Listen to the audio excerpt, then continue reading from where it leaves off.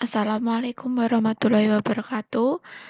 Berjumpa lagi dengan saya di materi lanjutan pertemuan kita kemarin mengenai ikatan kimia. Jadi, hari ini kita akan mempelajari mengenai ikatan kovalen koordinasi dan juga ikatan logam. Langsung saja kita bahas yang pertama, ikatan kovalen koordinasi. Ikatan kovalen koordinasi ini juga bisa disebut dengan ikatan datif dan ikatan semipolar.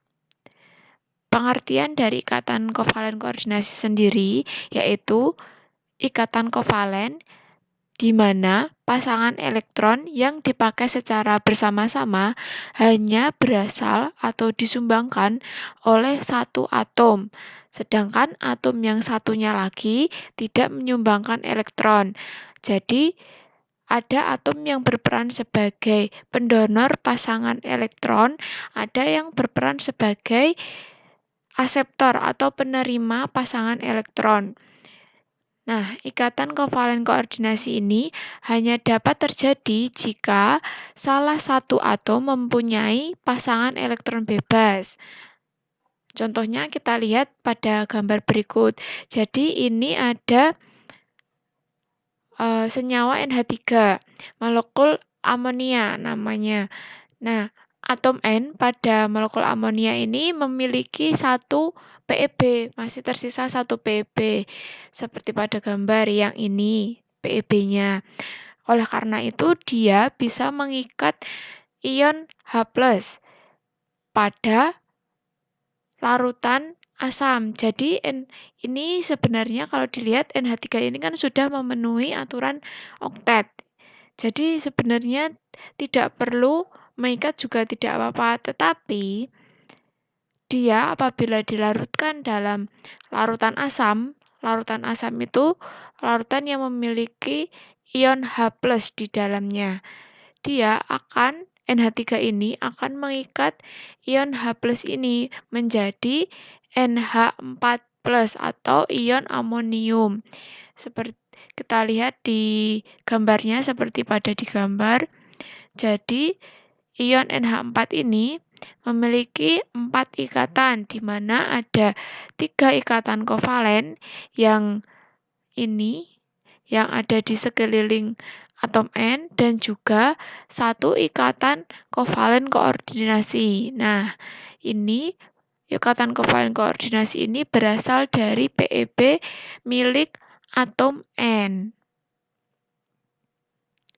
Kemudian kita lihat ke contoh yang lainnya. Nah, ini ada senyawa HNO3, di mana H ini memiliki nomor massa 1 sehingga elektron valensinya 1, kemudian N elektron valensinya 5, dan O elektron valensinya 6. Langkah pertama kita gambarkan dulu struktur Lewisnya dari masing-masing atom. Ini hanya ada 1, N ada 1, dan O-nya ada 3. Setelah kita gambarkan, kita isi dengan elektron-elektron di setiap atomnya. Kemudian kita akan peroleh dari senyawa HNO3 ada 2 ikatan. Ada ikatan kovalen dan juga ikatan kovalen koordinasi, seperti yang ditunjukkan pada gambar. Nah, ikatan kovalennya yang ini, yang pasangan elektron yang digunakan secara bersama-sama oleh atom N dan atom O. Ada 3 pasangan ikatan kovalen. Sementara untuk ikatan koordinasi berasal dari atom N yang kemudian digunakan secara bersama-sama oleh atom O dan atom N agar mereka bisa memenuhi aturan oktet tadi. Nah, biasanya untuk rumus bangunnya digambarkan dengan tanda panah untuk ikatan kovalen koordinasi. Kalau ikatan biasa kan hanya tanda lurus, garis lurus ini. Tetapi kalau ikatan kovalen koordinasi ditunjukkan dengan tanda anak panah. Kemudian di dalam mempelajari ikatan kimia ternyata ada beberapa penyimpangan-penyimpangan pada kaidah oktet dan juga kaidah duplet. Ada 3 penyimpangan. Yang pertama, senyawa yang tidak mencapai kaidah oktet. Jadi, ini elektronnya memiliki kekurangan, kurang dalam elektron valensinya. Jadi, bagaimanapun setelah dipasangkan, dia akan tetap belum mencapai oktet. Contohnya ada BeCl2 dan juga Bf3. Bisa dilihat pada gambar ini, Be-nya belum oktet ya. Ini kurang 2 pasangan elektron untuk mencapai oktet, sementara yang ini kurang 1 pasangan elektron untuk mencapai oktet. Kemudian penyimpangan selanjutnya yaitu senyawa dengan jumlah elektron valensi ganjil. Contohnya pada senyawa NO2 yang mana elektron valensinya 17. N elektron valensinya 5 dan O2 elektronnya 6, jadi O2 ada 12. Nah, digambarkan struktur Lewisnya, ternyata ini masih tidak memenuhi dari aturan oktet. Jika dilihat ini atom N-nya kurang 1 elektron untuk memenuhi kaidah oktet tadi. Karena oktet kan 8. Jika ini kita hitung, N-nya ini baru 7. Ada 7 N elektronnya. Kemudian penyimpangan yang selanjutnya yaitu senyawa dengan oktet berkembang. Biasanya terjadi pada unsur-unsur di periode 3 atau lebih yang dapat menampung lebih dari 8 elektron pada kulit terluarnya. Seperti yang kita ketahui, untuk kulit setelah L, yaitu M dan seterusnya, itu bisa menampung lebih dari 8 elektron. Kalau M kan bisa menampung 18 elektron. Dan selanjutnya N bisa menampung 32. Nah, senyawa-senyawa dengan kondisi seperti ini itu akan mengalami penyimpangan karena dia akan kelebihan pasangan elektron.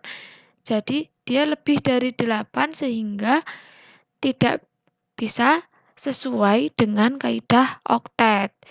Contoh senyawanya antara lain ada PCl5, SF6, ClF3. Nah, bisa dilihat di struktur Lewisnya. Atom P ini ada 5 pasangan elektron. Sehingga dia kelebihan 1 pasangan elektron. Sama juga dengan SF6 ini. Dia juga justru ada 6 pasangan elektron. Jadi dia kelebihan 2 pasangan elektron untuk bisa memenuhi dari kaidah oktet. Selanjutnya kita ke perbandingan antara sifat senyawa ion dan juga sifat senyawa kovalen. Jadi senyawa ion itu merupakan senyawa yang berikatan secara ionik, secara ikatan kimianya berupa ikatan ion. Sementara kalau senyawa kovalen dia berikatan secara kovalen, ikatan kovalen. Nah, untuk perbedaannya, yang pertama mengenai titik didih dan titik lelehnya.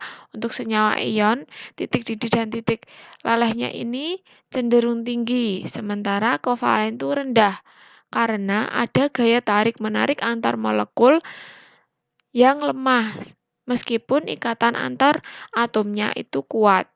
Kemudian untuk senyawa ion, dia mudah larut dalam pelarut polar, contohnya air, dan tidak larut dalam pelarut non-polar, misalnya kloroform. Untuk senyawa kovalen, sebagian ada yang larut dalam senyawa polar dan sebagian ada yang larut dalam senyawa non-polar. Pada suhu ruang, kondisi suhu ruang, senyawa ion akan berbentuk padat. Sementara untuk senyawa kovalen akan berwujud gas. Contohnya H2, kemudian CO2, dan juga cair. Contohnya H2O dan HCl ataupun padat. Jadi dalam suhu ruang, senyawa kovalen ini bisa dalam wujud apapun, bisa gas, bisa cair, dan juga bisa padat. Untuk yang senyawa ion terakhir dalam bentuk larutan maupun leburannya dapat menghantarkan arus listrik, tetapi dalam bentuk padatannya justru tidak dapat menghantarkan arus listrik. Sementara untuk senyawa kovalen untuk larutan dalam bentuk larutannya dapat menghantarkan arus listrik, contohnya HCl. Kemudian sebagian juga tidak dapat menghantarkan arus listrik baik dalam bentuk larutan, leburan maupun juga dalam bentuk padatan. Nah, contohnya Cl2. Selanjutnya kita akan membahas mengenai ikatan logam. Jadi ikatan logam itu merupakan ikatan yang melibatkan penggunaan bersama elektron-elektron oleh atom-atom logam. Nah, unsur logam itu cenderung melepaskan elektron dan dia akan membentuk ion positif. Hal ini karena jumlah elektron valensinya yang sedikit. Jadi ikatan logam itu biasanya terjadi pada unsur-unsur logam. Nah, unsur logam itu memiliki elektron valensi yang sedikit.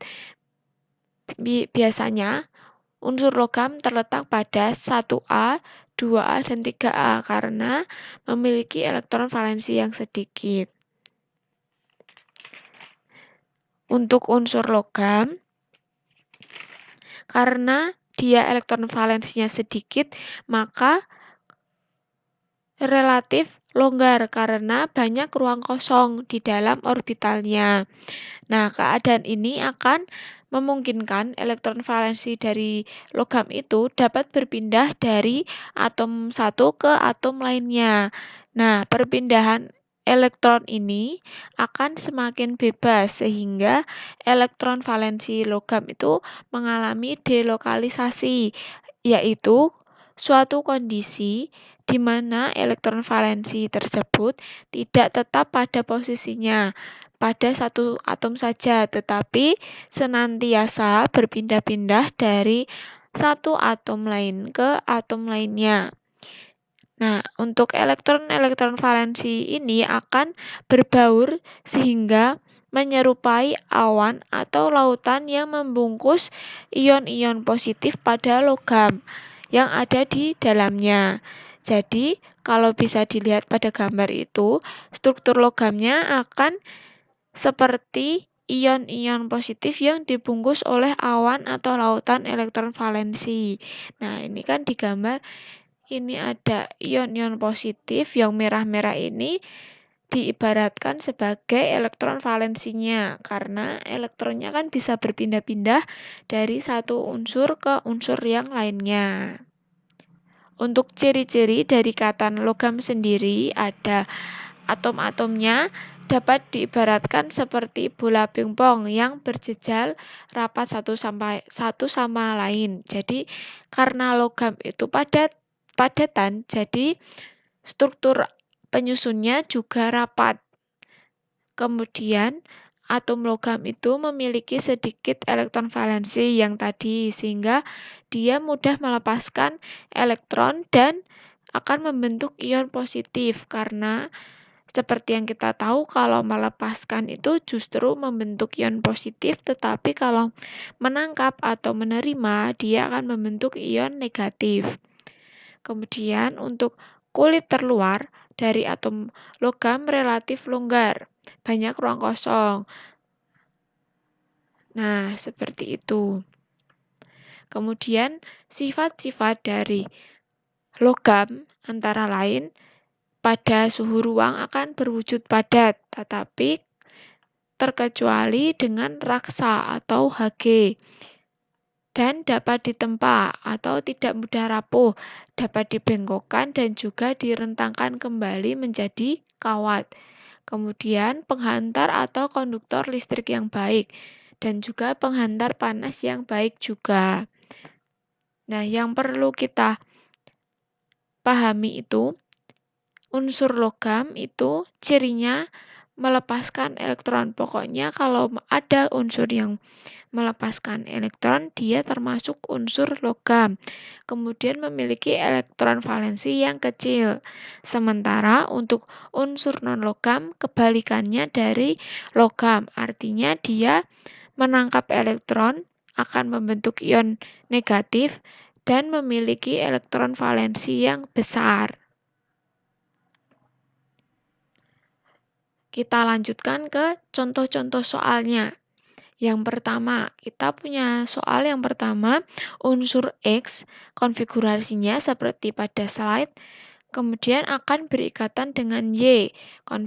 Konfigurasinya ada 2, 8, 18, 7. Nah, ditanyakan rumus kimia dan juga jenis ikatannya yang terjadi. Jadi, unsur X tadi kan konfigurasinya 2882, artinya dia elektron valensinya 2 ini. Sementara untuk unsur Y, elektron valensinya 7. Nah, untuk memenuhi kaidah oktet, artinya unsur X ini harus melepaskan 2 elektron, sehingga dia akan membentuk X2+. Sementara untuk unsur Y, dia membutuhkan 1 elektron untuk memenuhi kaidah oktet. 1 elektron ini akan didapatkan dari unsur X. Jadi, unsur X akan mendonorkan 1 elektron pada unsur Y. Digunakan bersama-sama untuk memenuhi kaidah oktetnya. Kemudian, yang tadi kan unsur X masih memiliki 1 elektron karena dia melepaskan 2 elektron. Maka 1 elektron dari unsur X ini akan berikatan dengan unsur Y yang lainnya. Sehingga untuk reaksinya menjadi X2+ plus 2Y. 2Y ini karena membutuhkan 2Y untuk berikatan dengan 2 elektron dari unsur X. Akan membentuk XY2. Nah, kita lihat di gambarnya ini. Kita anggap Mg dan Cl ini sebagai unsur X dan unsur Y.